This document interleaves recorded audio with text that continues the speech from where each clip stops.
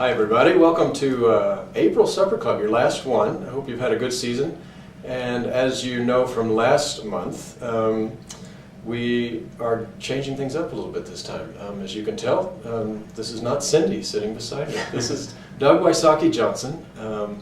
Doug is the executive director of Luminos, an organization that works with folks to help them.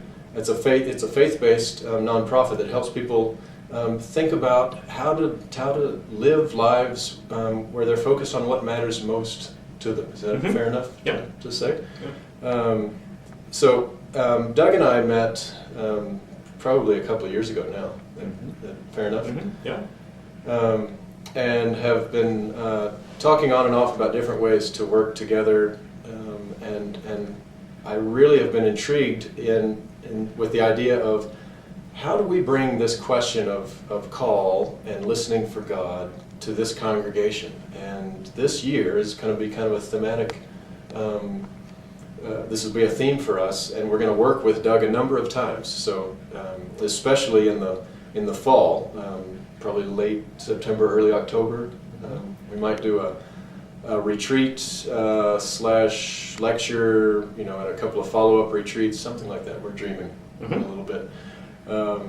So we're excited about that, and thought that there might be some chances as we lead up to that, and this would be a great one to start with. It would be the Supper Club to, at least for those of you who do Supper Club, to begin to think about what is call, why does it matter, those kind of things. So I'm going to throw some questions. This will be a little bit different. I'm going to do more of an interview style. So you ready? I'm ready. All right. Yeah. Question number one.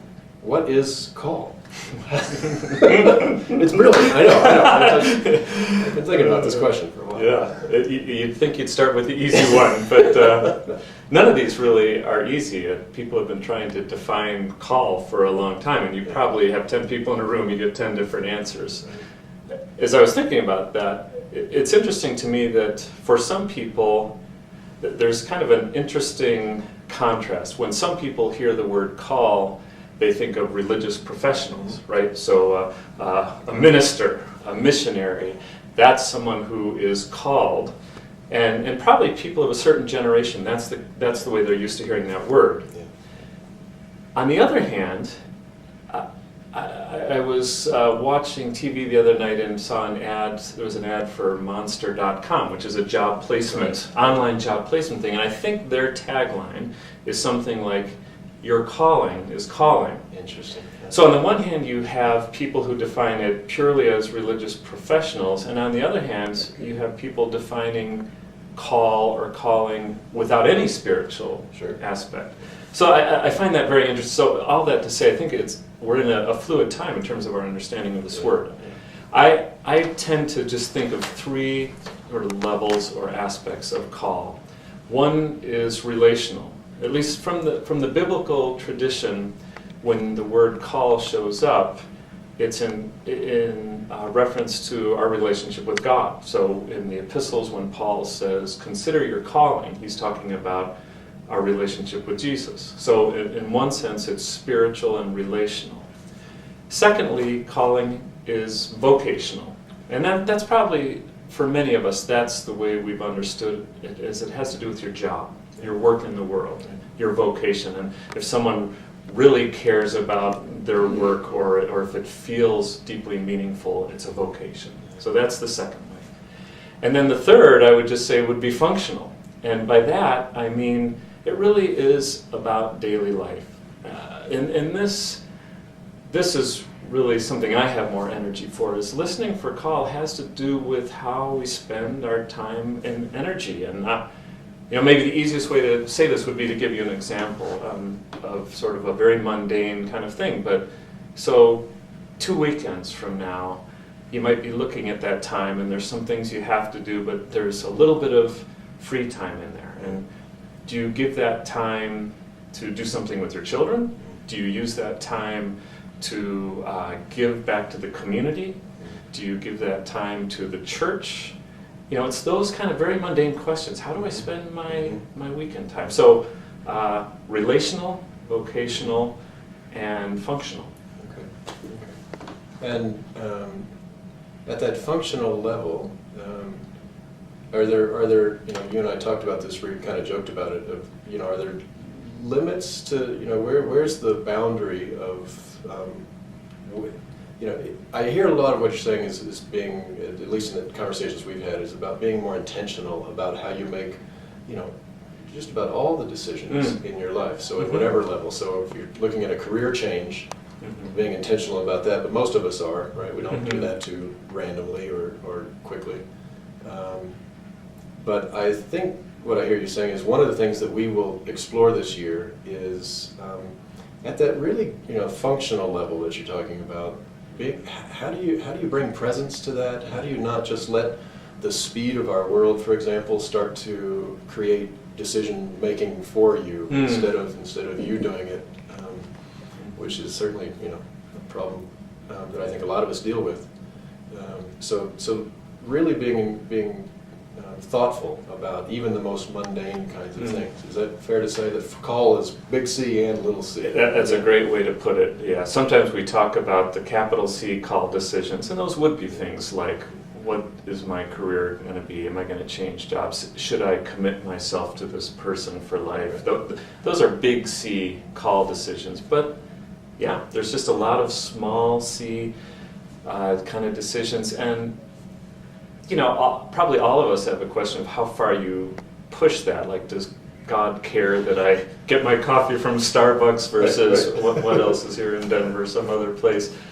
And there is a danger, I think, in making God too small. Then we've turned God into my little buddy and it's all about me. There is a danger in that. But I would have to say there's the opposite danger as well, which is saying God really doesn't care about my daily life. And I think that's false. So in some sense, I'd rather risk bringing God into those smaller decisions and see what happens. Good. Why does this matter? Why do we need to be talking about call and even using that language and thinking about God is behind the decisions? Yeah. I could answer that in two ways. One is personal, and then one has to do, I think, with the larger world. At the personal level, I just look at my own life, I look at the people I know, and I just see a lot of crazy, hectic, busy, overwhelmed people. And I think, what's going to change that? And for me, and I don't want to be glib, I don't want to make this sound easy, like it's so we do this.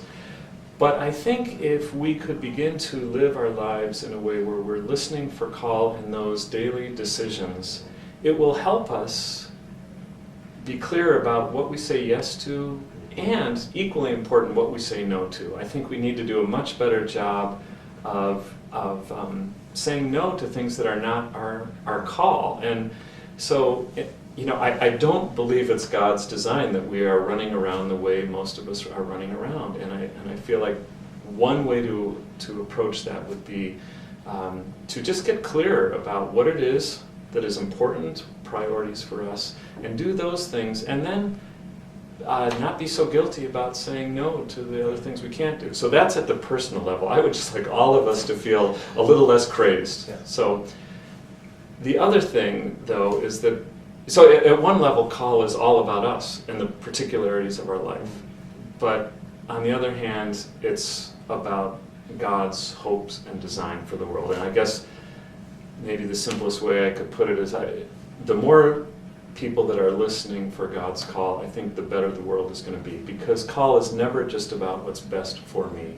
It's always about that intersection between my life and what I'm doing and God's hopes for the world. So it's always about something larger than ourselves. And if more and more people are listening for call, I think that translates into a million small decisions for the common good.